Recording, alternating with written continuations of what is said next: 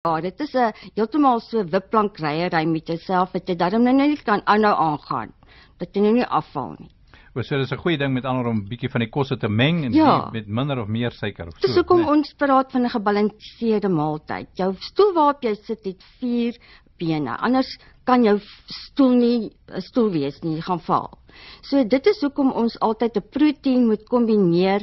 Dit is nou die vleis moet kombineer met suiker, 'n vinnige suiker, dis nou sê maar jou rys en jou stysel en jou aartappel en daai tipe van goed met 'n bietjie 'n sousie wat 'n vetinhoud in het. Daai 3 goeders balanseer dat jou biochemiese werking in jou liggaam op 'n gelykmatige tydperk jou liggaam voorsien van daai bietjie suiker wat jy nodig het, dat jy nie jou pankreas oorys en hom skok en laat hy nou weer 'n skokreaksie het en vir jou te veel insulien gee en daar val jou bloedsuikervlak en daar's jy op die vloer.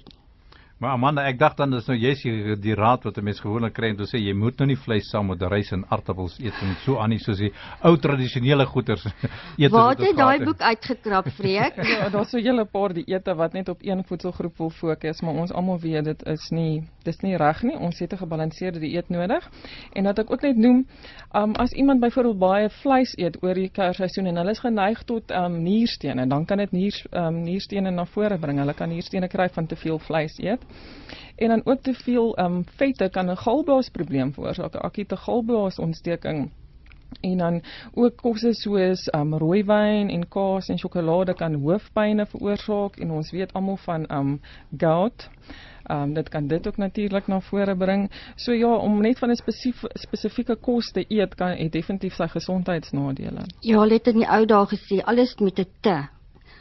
Jy weet, te veel, maar enige ding met 'n tevrede en te voed is al wat werk. En as jy nou so baie geëet het, die beste manier is om nie te gaan slaap nie, maar om dadelik daai energie te gebruik wat jy nou in jou liggaam ingepomp het en bietjie te gaan stap en dan werk dit vinnig uit en jy het nie al daai komplikasies om jou liggaam te vernuweer met hierdie oormaat nie. Dit is 'n manier om jouself te beskerm, te voorkom dat jy jouself kom ons sê vernuweer en gesond bly. Maar dit is nou as jy kapabel is, né? Ja, as jy nou kapabel is, ja.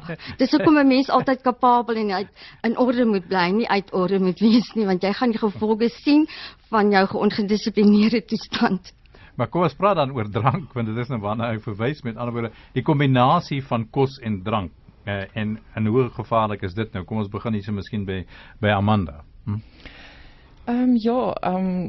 Definitief, alkohol, as iemand te veel alkohol neem, dit kan ook wees dat hulle te veel eet, dat dit altyd 'n deel is van 'n toestand waar hulle verslaaf is eintlik aan kos ook, verslaaf aan drank en aan kos. Ons sien dit baie, dat iemand baie eet en eintlik is dit meer 'n drankprobleem, maar dit kom in altyd na vore. So verseker, alkohol kan ook die maag baie irriteer.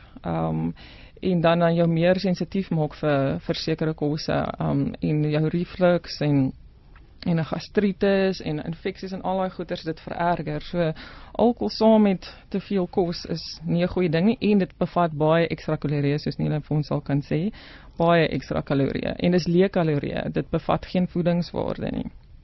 Goed, miskien moet jy dan daaroor praat. Met ander woorde is drank nou per se eintlik 'n sleg ding as mense dit nou nie in oormaat gebruik nie. Want ek hoor baie stories oor rooiwyn en sê hoe wonderlik dit nou is en ek weet dit is goed vir die hart en dan druk jy sou net sommer ekstra sluk daarby vir jy beter. 'n Slim plan om weg te doen met die gevaar van drank en ook sosiaal te kan verkeer. As jy byvoorbeeld soda water by jou witwyn of so gooi vir die tyd van die jaar, is 'n heerlike somerdrank, die mens noem dit 'n spritzer of vrugtesap, sodat jy net daai gekonsentreerde inhoud 'n bietjie kan sê rek of dit minder gevaarlik maak, dat dit jou nie so akuut aanval soos 'n spook uit die kas nie. Of jy moet dit baie water drink terwyl jy besig is om drank ook te drink, of wat? Altyd baie water drink, ja. Dit help 'n mens ook met jou verteringsorgane. Vertering begin in jou mond.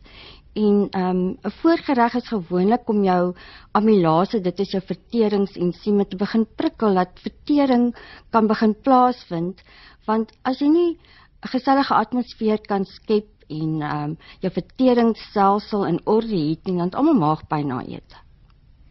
Nou maar kom ons praat nog 'n bietjie verder dan oor cinema. Dit is nou, dus Kersfees is so verby, nou hier kom die nuwe jaar, nou vergryp mense al 'n bietjie aan drank en ons het nou gepraat oor die negatiewe gevolge daarvan. So kom ons los dit nou op 'n kant, maar nou sê die mense nou, maar goed, dit is nou 'n nuwe jaar wat voorlê en ek moet nou 'n dieet aanpak. So, kom ons gesels nou net 'n bietjie daaroor. Eerstens, kom ons hierso na Amanda toe. Bestaan daar so iets soos 'n pil wat jy kan sluk en dan sien daar binne 'n week is alles reg en jy voel net jy weet absoluut gesond en reg vir die wêreld? Kyk, as daar so 'n pil was daai persoon wat dit ontdek het skatryk, daar is ongelukkig nie so iets nie. Weet jy, Preek, as die Amerikaners 'n kortpad maan toe kon ontdek, was ons almal daar. Daar is so iets nie. Want weet jy, daar is so iets soos die waarheid en 'n befaamde leuen. En weet jy, die waarheid ruik lekker, dit is soos wierook, dit trek in en almal is gelukkig en dit werk en almal soek dit op, want die klein bietjie waarheid gaan almal ontdek, maar iemand wat met 'n leuen besig is en wat vir jou wil vertel, daar's nou 'n vinnige manier om hierdie skade reg te stel en dit is sommer net 1, 2, 3 en jy hoef geen oefeninge te doen en jy hoef net op jou bed te lê en te droom en dit gaan, as jy wakker word is jy reg. Weet jy, Freek, dit is vir al mense wat desperaat is, wat op daai manier uitgebuit word, want mense sal enige storie glo om uit daai penarie te kom, want as my kliënte my kom sien, het hulle al by al hierdie soort van die sulke stories 'n draai gemaak en hulle is so desperaat as hulle by my kom, voor hulle gaan sit op die stoel, begin hulle so huil, dat ek vir 'n halfuur lank glad nie met die mense kan werk nie, want hulle is... Maar dan moet jy berading doen eintlik. Ja, moet ek net berading doen, ja. Ons is besig met berading, nou mense is so, kan ek maar sê, misbruik en uitgebruik, hulle het geen geloof in jou ook nou meer nie, en dan moet jy as 'n dieetkundige al daai skade herstel, so die pad wat jy met so 'n persoon moet stap, is baie langer, en hy moet in jou kan glo, hy moet nou begin regtig besef, hier is nou iemand wat jou kan help, en jy wek nie iemand se vertroue op in een dag nie. Dit is 'n langtermyn storie. Hy moet weet jy's daar vir hom en jy gaan hom begelei. Dit is amper 'n beradingsbegeleiding besigheid nou en baie geloof daarbey betrokke, want so iemand het nie meer geloof in homself nie meer in die samelewing nie en niemand nie. Maar kom ons kom net terug aan die punt toe, Amanda. Maar daar is tog die pille op die mark. Is dit nie? Ja, nee, daar is 'n paar goed wat mense kan help, maar dit is belangrik om te beklemtoon